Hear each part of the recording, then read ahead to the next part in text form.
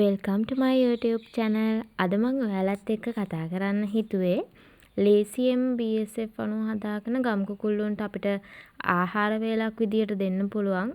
සාමාන්‍යයෙන් ඒක සතියකට 2-3 පාරක්වත් දෙන්න පුළුවන් නම් ගොඩක් හොඳයි. එතකොට මම දැන් වීඩියෝ එකේ පෙන්නගෙන යන්නම් කොහොමද මම ගෙදරදී හදාගන්නේ කියලා. මම කලිනුත් වීඩියෝ එකක් කරා. ඒ වීඩියෝ එක පේන්නේ නැහැ කියලා කීප දෙනෙක් රික්වෙස්ට් කරපු හින්දා ආයෙම මම හදන වීඩියෝ ඔයාලත් එක්ක ෂෙයා කරගන්න හිතුවා. BSF අණුව හදනවා කියන එක සාමාන්‍යයෙන් ඒක ප්‍රොජෙක්ට් එකක්. දැන් අර ඒක වෙනම ව්‍යාපාරයක් විදියට කරන පිරිසක් ඉන්නවා. එයාලා ලොකු වියදමක් දාලා ඒ දේවල් පිළිවෙලකට කරනවා. නමුත් දැන් මම මෙතන කරන්නේ සාමාන්‍යයෙන් අර එළවලු පළතුරු ටිකක් අරගෙන අපත යන දේවල් ටිකකින් මේ පණුව හදාගන්න එක. එතෙන්දී අර මම ලොකු දේවල් කරලා නැහැ. තව අලුත් බකට් එකක් හදලා තියෙනවා. ඒකේ වීඩියෝ එකක් දාන්නම්.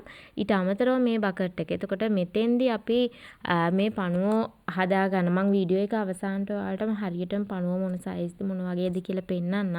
එතකම් මේකේ ආරම්භය කොහොමද මේ ටික කොහොමද කරන් ආවේ කියන එක ගැන කියන්නම්. එතකොට මේ වගේ ලොකු බකට් එකක් අරගත්තා. ඒ බකට් එක ඇතුළට සාමාන්‍යයෙන් අපිට දැන් ඕක සල්ලි වියදම් කරන්න නැතුව ඔයාලට පුළුවන් සාමාන්‍යයෙන් අපත යන වගේ බකට් එකක් අරන් පියනක් තියෙන එකක් අරගෙන මේ වැඩේ කරගෙන යන්න. එතකොට මම මේකට දැම්මේ සාමාන්‍යයෙන් අපිට අර මාකට් පොලේ ඉතුරු වෙන එළවලු පළතුරු ඉතුරු වෙන ඒවා මලු වලට දාලා වෙන් කරලා තියෙනවා.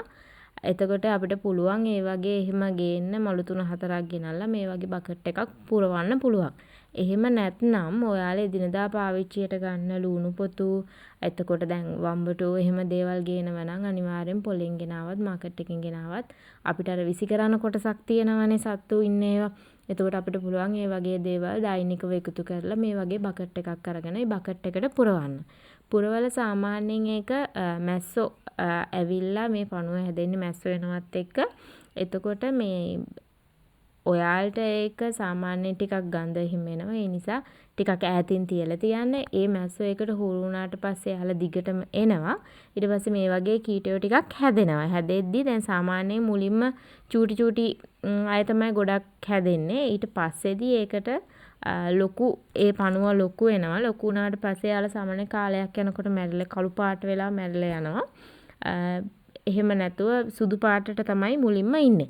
එතකොට මම අවසානයේ පෙන්නන්නම්. දැන් මෙතෙන්දී උනේ මම යාලට දැන් බකට් එක පුල් පුරවලා තිබුණා. නමුත් වැස්ස ආව දවස් 3-4ක් එක දිගට වැස්ස නිසා මෙයාලට ඒ පණුව ටික මට වෙන් කර දෙන්න බැරි වුණා. ඒ කියන්නේ අර පුල් එකක් මේ එළවලු පළතුරු ඒ වගේ දේවල් පුල් පුරවලා තියෙද්දි අර මට ඒකේ යටින් ගන්නත් අපහසුයි මේ පණුව ටික වෙන් කරලා දෙන්න අපහසු වුණා. ඊට පස්සේදී මේක බකට් එක අවසානෙටම සම්පූර්ණයෙන්ම ඔක්කොම ටික මේ පණුව හැදිලා තියෙනවා. ඒ එළවලු ටික ඔක්කොම කියන්නේ නරක් වෙලා ඒ විදියට කුකුල්ලෝ කිකිලියෝ දෙගොල්ලොම ගොඩක්ම කැමති මේ පණුව ආහාරයට ගන්න. සාමාන්‍යයෙන් අපේ ගෙදර ගොඩක්ම ඉන්නවා කරන්ට් එකෙන් හදපු කරන්ට් එකෙන් බිත්තර රක්වලා හදපු කිකිලියෝ කුකුල්ලෝ. ඒ වුණාට යාලත් සාමාන්‍යයෙන් කුකුල් කෑම විතරක් නෙමෙයි කියන්නේ බිම ආරගෙන කනවා. ඒ වගේම මේ දේවලුත් හොඳට ආහාරයට ගන්නවා. මොකද එයාලට පොඩි කාලේ ඉඳලා මේ පණුව කෑමට දීලා තියෙන නිසා.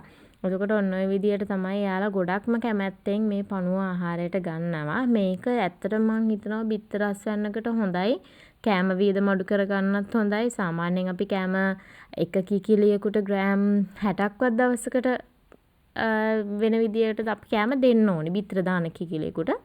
එතකොට පොඩි කුකුල් පැටවෝ ඉන්නවා, කුකුල්ලෝ ඉන්නවා. අපි යාලටත් කෑම දෙන්න ඕනේ. එතකොට සාමාන්‍යයෙන් ඔයාලට මේ වගේ දෙයක් කරද්දි මේ වගේ පණුව හදාගනිද්දි ඒ වගේම තව සාමාන්‍යයෙන් ඔය කොළ වර්ග, කෙසෙල් කොළ ඒ වගේ දේවල් දෙද්දි අපිට කෑම වියදම ඇත්තටම අවම කරගන්න පුළුවන්.